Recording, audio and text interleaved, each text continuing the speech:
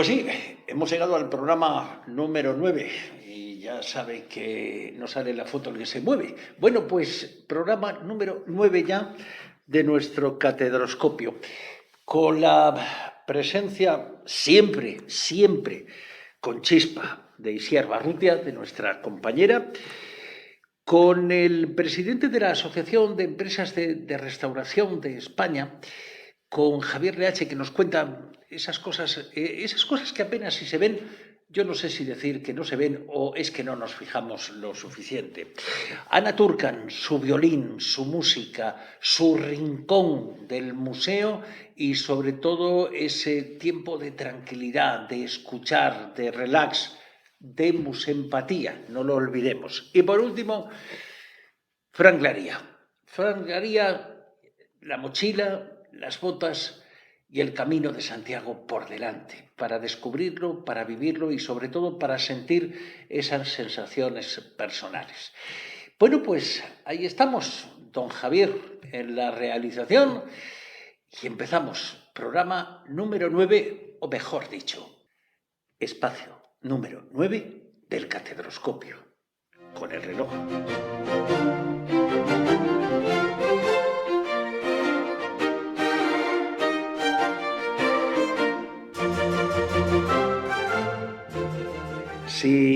Si tuviésemos un dron en estos momentos, y sí, Arola. Hola. Si tuviésemos un dron en estos momentos, el dron estaría sobrevolando el claustro de la Catedral de Pamplona y se pararía en una esquinita donde hay un mausoleo. ¿Dónde exactamente vamos a ubicarnos, Isiar? Claustro de la Catedral, ¿dónde nos ubicamos? Entre la unión de los lados este y norte, justo en paralelo, por así decirlo, a la sacristía mayor de la catedral, al exterior de esa sacristía. Y dicen los músicos, y concretamente nuestro maestro de capilla, don Aurelio Sagaseta, dicen que es el rincón que mejor suena de todo el claustro. Tiene unas condiciones especiales de sonoridad, algo increíble. Bueno, ¿y por qué nos hemos parado ahí? ¿Por qué nos hemos parado? Se me había olvidado poner nuestro talismán horario. ¿Por qué nos hemos parado en ese rincón? Porque en este rincón se encuentra el mausoleo de don Leonel de Garro y de María de Suescun, unos nobles de la ciudad de Pamplona, que también, como muchas otras obras y muchos otros lugares de la catedral, tiene su leyenda asociada a este monumento funerario. ¿Por qué tienen ahí el mausoleo? ¿Hay alguna razón especial? ¿Quizá algún privilegio del rey? ¿Por qué están ahí, está situado ahí ese mausoleo? Los enterramientos en la Edad Media se hacían por rango social. A mayor rango social, más cerca del altar, y conforme iba disminuyendo ese rango, se iban alejando. Incluso, pues había población a la que se le enterraba en el exterior de las iglesias. En el caso de los enterramientos en la Catedral de Pamplona, el sepulcro, el mausoleo de los reyes, es el que está más próximo al altar, por aquello que está justo delante, y nosotros estaríamos detrás de ese altar mayor, no en la catedral, que es el espacio, había dos sepulcros que son lo que ocupan ahora las actuales sacristías, sino justo al exterior. Pero sí que es cierto que por proximidad a ese altar mayor, pues serían uno de los nobles importantes del reino de Navarra, en ese caso.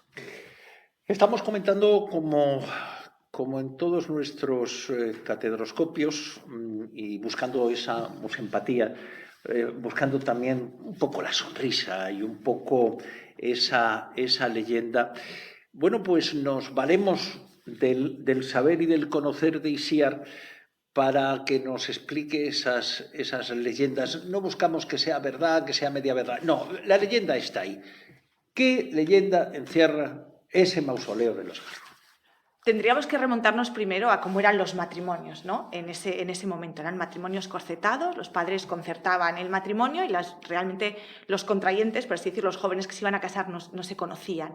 Entonces aprovechaban las romerías que había a distintos pueblos. Matrimonios a la carta. Exactamente. Matrimonios a la carta. Exactamente. Entonces iban a las distintas romerías y era el momento después de haber concertado el matrimonio cuando se conocían. Entonces, en algunas ermitas, como por ejemplo en la de Laviano, de Santa Felicia, había una baldosa, una baldosa, donde las jóvenes debían pisarla y así se garantizaban que ese año se iban a casar, que se iban a casar pronto. Pues exactamente esa misma leyenda, vamos a decirlo así, que existía en esa iglesia de Laviano, la tenemos también en la Catedral de Pamplona. Y en nuestro caso eran los jóvenes de la navarrería los que acudían hasta ese sepulcro de los señores de Garro y tocaban la nariz, por así decirlo, de Leonel de Garro y de María de Suescun para garantizarse un matrimonio en el año siguiente a tocar la nariz. Si tuviéramos que poner un titular es un tocar las narices nupcial, ¿no? Es un tocar narices nupcial. Exactamente. ¿No? La pena, Isiar, es que no hay, o sí, si las hay yo no las conozco, unas estadísticas que nos hablen de cuántos de aquellos que tocaron las narices a los Garros al final se casaron, en ese tocar las narices nupcial. No hay estadísticas. Que yo sepa, no lo sé, igual habría que consultar con el archivero, pero que yo los desconozco, que haya unas estadísticas como tal. Lo que no existen son prácticamente las narices de ninguna de las dos figuras. No, ninguna de las dos figuras conservan la nariz. La verdad es que han desaparecido. Nada, queda pues un poquito el arranque, pero no existen las narices como tal de ninguno de los dos. ¿Justificaría eso el que haya una verja, haya una especie de muro de contención? En este caso es una verja, ¿no? Es más que verja, en este caso sería una valla, ¿no? O sea, posiblemente sí, pero yo creo que aún y todo se puede acceder con la mano. No des ideas. No la voy a dar. No des ideas porque ahora sí hay estadísticas. Ahora sí que tendríamos estadísticas, pero sí, yo creo que igual con el dedo, a la de ella es más complicado, pero la de él no está tan difícil. Bueno, pues ya sabes, cuando visiten la catedral, cuando visiten el museo, el claustro, bueno, pues saluden a los Garro y fíjense, hagan ustedes una visita de narices porque merece la pena descubrir esa leyenda. Isiar, como siempre, ha sido un placer. Vamos anotando en ese libro de las leyendas alrededor del museo y alrededor de la catedral. Es otra musempatía, es otro descubrimiento. Eso es otra forma de ver. Efectivamente. Gracias. Hasta siempre. Un placer.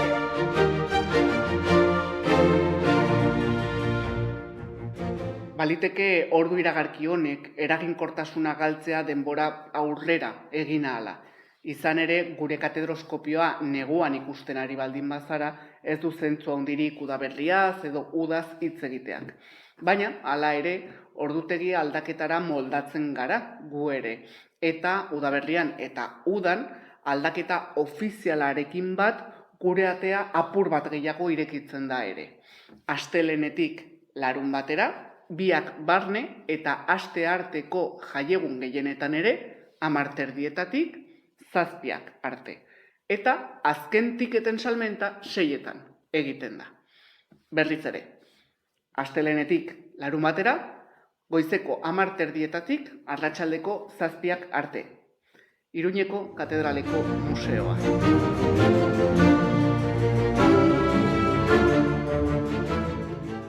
Terminábamos la semana pasada en el Castillo de Marcilla, que es un lugar maravilloso para extraer, además, primero para visitar y para extraer muchas conclusiones que quizá pasan desapercibidas para aquellos que no estamos como don Javier Leache, y gracias Javier por venir una semana más, como aquellos que como Javier están metidos todo el día en el tema de la restauración, etcétera, etcétera. Sí, es él.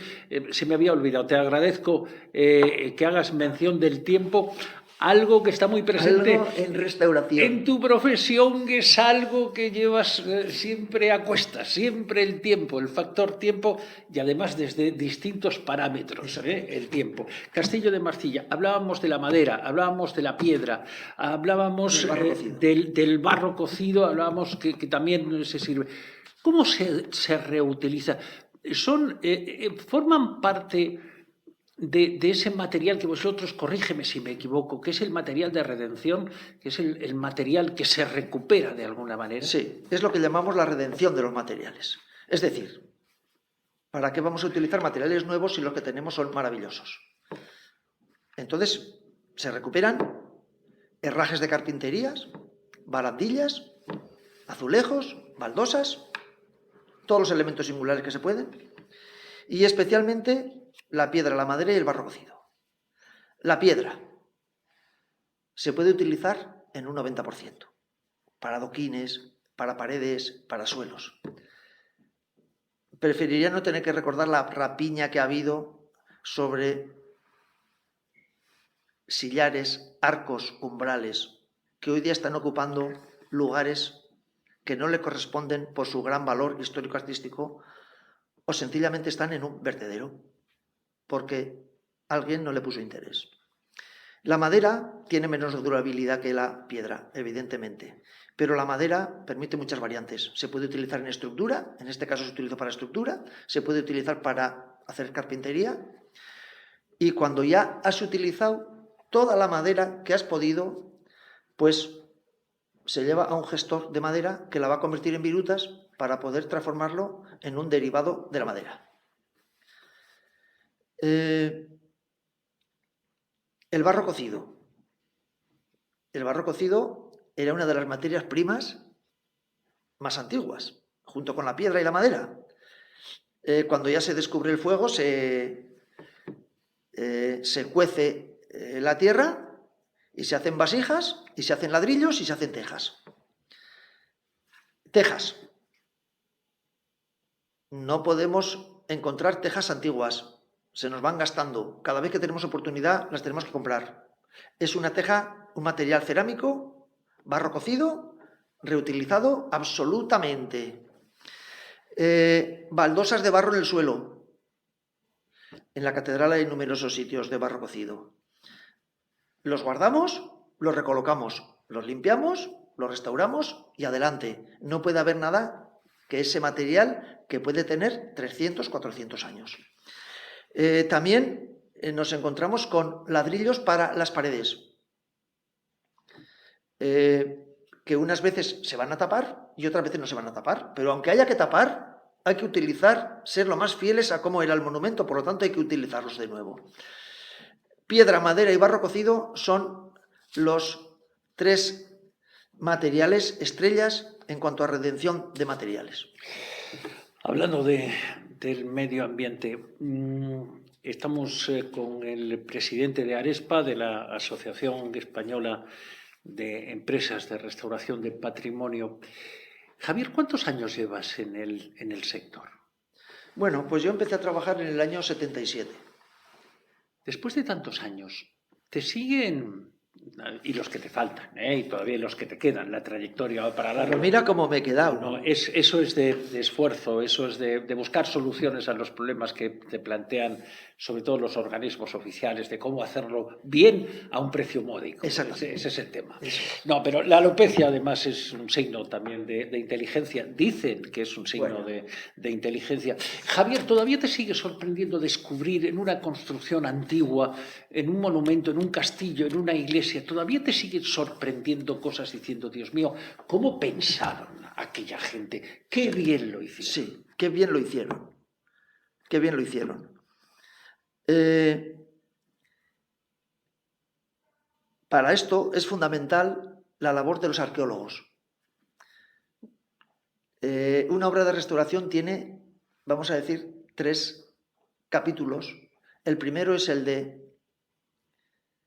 investigación, el segundo es el de revisión in situ y el tercero es el de ejecución. Nos encontramos con sorpresas todos los días. Para las empresas de construcción las sorpresas no nos gustan mucho, porque claro, a veces hay que parar una obra y los trabajadores están ahí. Pero es maravilloso descubrir que estás excavando una iglesia, sobre el suelo de una iglesia del siglo XVI y que te aparezca una debajo del siglo XI. Ya casi te da igual que te paren la obra, porque aquello es impresionante. Impresionante. Entonces, no nos sorprendemos, ya nos sorprende pocas cosas porque esperamos que nos van a pasar cosas y ya, dada la experiencia de los arquitectos y de los arqueólogos y de los historiadores, casi ya se sabe que allí va a aparecer algo. Bueno, pues le parece, lo que acabas de mencionar se podría ajustar a nuestro espacio de todas las semanas, porque sabemos cómo fue la semana pasada, acabamos de vivir, y casi podemos intuir cómo va a ser el espacio de la próxima semana, cuando sigamos hablando con don Javier Leache del tema de la restauración del patrimonio. Javier, hasta la próxima semana. De acuerdo, Gonzalo. Gracias en nombre de Arespa.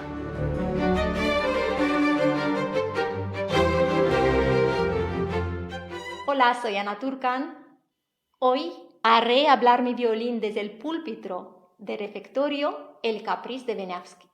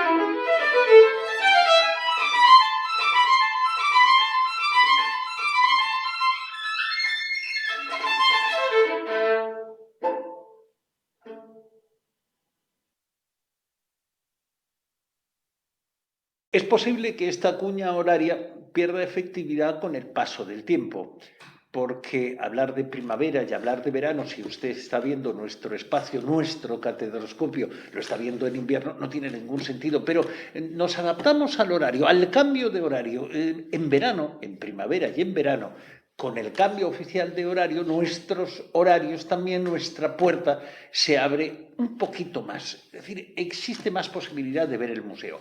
De lunes a sábado, ambos incluidos, la mayoría de días festivos intersemanales, también desde las 10:30 hasta las 7 de la tarde. La taquilla, la venta de tickets se cierra a las 6. Todavía queda una hora para ver el museo. Insisto, todos los días, de lunes a sábado, de 10:30 a 7 de la tarde.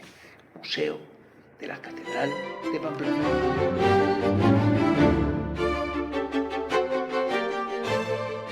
Si en alguna ocasión está justificado el talismán horario, estos 5 minutos que son los que marcan un poco la pauta, tampoco nos atenemos a ello con un método totalmente drástico, muchísimo menos, pero digo, los 5 minutos os viene bien porque estoy frente a Fran Glaría. Fran, hola y bienvenido. Hola, Gonzalo, gracias por recibirme. Menuda fama de esto de que hablamos un poco. La verdad es que un poco sí, que pecamos de esto. Hablamos mucho y además yo creo que se nos nota que existe una afinidad, que somos amigos desde hace muchos años y que compartimos, sobre todo, al margen de intereses, compartimos aficiones, compartimos puntos de vista. Yo creo que, no sé, en el fondo no me atrevo a decírselo porque a nuestro realizador, a nuestro don Javier, cualquier cosa que se le diga la utiliza sobre todo en contra de un servidor, pero hoy podría sonar de fondo lo del corazón partido. ¿Quién me va a curar el corazón partido? Porque te voy a poner, Fran, si me lo permites, te voy a poner un poco con el corazón partido. Vamos a hablar del Camino de Santiago. Pero claro, vamos a hablar del Camino de Santiago porque lo has hecho, porque lo conoces, porque lo has vivido, porque lo has pateado, porque etcétera, etcétera. Pero claro, lo del corazón partido es, cuando haces el Camino de Santiago, ¿eres más profesional del turismo o más peregrino? Qué pregunta más difícil. El corazón partido. Corazón partido y además, claro, cuando estás trabajando en el Camino de Santiago, estás para que la gente que te acompaña disfruten, aprendan del camino, qué es el camino, esa espiritualidad, esa introspección del camino. Pero la fuerza que tiene el Camino de Santiago es que, sin querer, te hace vivir el camino a ti también. Aunque estés trabajando, hay momentos en los que eres peregrino. Y el Camino de Santiago no termina en Santiago de Compostela. El Camino de Santiago, ser peregrino, yo creo que es algo que continúa y continúa y continúa. Si algo pretendemos, y además creo que lo estamos consiguiendo a lo largo de los espacios que llevamos ya, la trayectoria es, acabamos de nacer, pero si algo pretendemos y además lo conseguimos por el valor humano de aquellos que se sientan en esta mesa, de aquellos que prestan su imagen y prestan su voz al catedroscopio, es que se contagie esa musempatía del Museo Diocesano de Pamplona y sobre todo porque nos expliquen cosas, darle ese brochazo, pincelada mejor, de humanidad. En anteriores ediciones, Frank Laría nos explicaba que nadie toquen a su Virgen de Garino. Cuidado. Cuando pasen por Eunate, sobre todo, no se pierdan ver la placa que pone allí, aquí se casó Frank Laría y su señora, etcétera. Puntos importantes. ¿Cuál es el punto del Camino de Santiago, Frank, donde si alguien nos dice que te has perdido en el camino, podemos irte a buscar? ¿Dónde? Pues, claro, siendo navarro, yo te diría en el tramo de Roncesvalles a Pamplona. Esas 2 jornadas me parecen mágicas, me parece que es un momento en el que es una alegría, la naturaleza te envuelve, de repente tienes monte, tienes nieblas, tienes lluvia, tienes sol. En una jornada eres capaz de vivir un año entero climatológicamente hablando. Y además, desde el punto de vista de trabajador, cuando estoy trabajando en el Camino de Santiago, el peregrino que viene a hacer ese Camino de Santiago, cuando entran en el camino, están frescos, están nuevos, están con una luz de una ingenuidad maravillosa. Y este tramo de Navarra es tan bonito, que les acompaña, que les lleva, pues eso, con esa alegría. Entonces, para mí es un sitio, una parte del camino alegre. ¿Te acuerdas cuántos años hace que hiciste por primera vez el camino? Pues no, pero llevaba pantalón corto. Yo lo hice en el colegio. Yo estudié en un colegio de curas aquí en Pamplona y en 2 veranos hicimos el Camino de Santiago. Y aquello fue, bueno, pues se quedó ahí y luego con los años es cuando lo he retomado y es una maravilla. Fran, hemos hablado de Roncesvalles. Olvídate, es imposible, ya sé que lo que voy a hacer o voy a decir ahora es una tontería. Olvídate de tu nacionalidad navarra. Aparte de Roncesvalles, otro punto en el que también te perderías, en el que te podríamos encontrar. Pues mira, en este momento en mi vida, en el tramo entre Burgos y León, que es un momento en el que no hay grandes barreras geográficas, es plano, es llano, pero es un momento en el que para mí es el momento de la introspección, es el momento del silencio. Y ese es el momento que es lo que yo necesito ahora. Necesito un poco de calma, un poco de asentar. Entonces, ahora mismo a mí me encontrarías en ese tramo. Coincide además con que se ha terminado nuestro tiempo. Es decir, tenemos que hacer un mutis, tenemos que hacer un silencio, pero cuidado porque seguiremos con el corazón partido en el sentido de peregrino o profesional del turismo. Yo creo que podemos seguir, nunca mejor dicho, por ese sendero. Frank Laría, hasta siempre. Muchísimas gracias, Gonzalo. Gracias.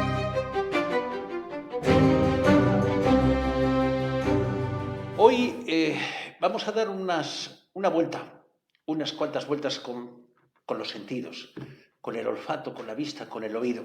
Empecemos, por ejemplo, con el oído. Hay que darle una vuelta al lavatorio, a la antigua capilla que ahí se ubicaba en el claustro y que ahora tiene ese sonido del agua que todavía le da más concepto de remanso, de paz al claustro, el oído. Denle protagonismo al oído, dense una vuelta por el lavatorio y sobre todo, si pueden, manténganse en silencio. Es importante escuchar ese relajante sonido del agua. Y dando más vueltas a la cocina, el olfato. ¿Se imaginan ustedes la cantidad, las toneladas de alimentos que a lo largo de los siglos se habrán cocinado en ese rincón, en esa cocina medieval? ¿Se imaginan ustedes la cantidad de olores y de sabores que se habrán mezclado? Déjenlo así. Vamos a dejarlo así. Con el lavatorio hablábamos del oído, dejémoslo en la cocina con, ¿cómo no?, el olfato. Y el gusto. Y terminamos de dar vueltas hoy en el año 2013. Sí, vamos a mirar hacia atrás, algo que hacemos habitualmente en el catedroscopio, porque era el mes de septiembre de 2013 cuando la catedral y concretamente el atrio recibió la visita de un rally de coches de época, de coches antiguos, y posiblemente las imágenes que vean ustedes ni se habían podido hacer antes ni se volverán a hacer. Una bendición en la catedral, una oración en la catedral y a seguir el viaje, a seguir el rally. Hoy terminamos dándole vueltas a los que dan vueltas.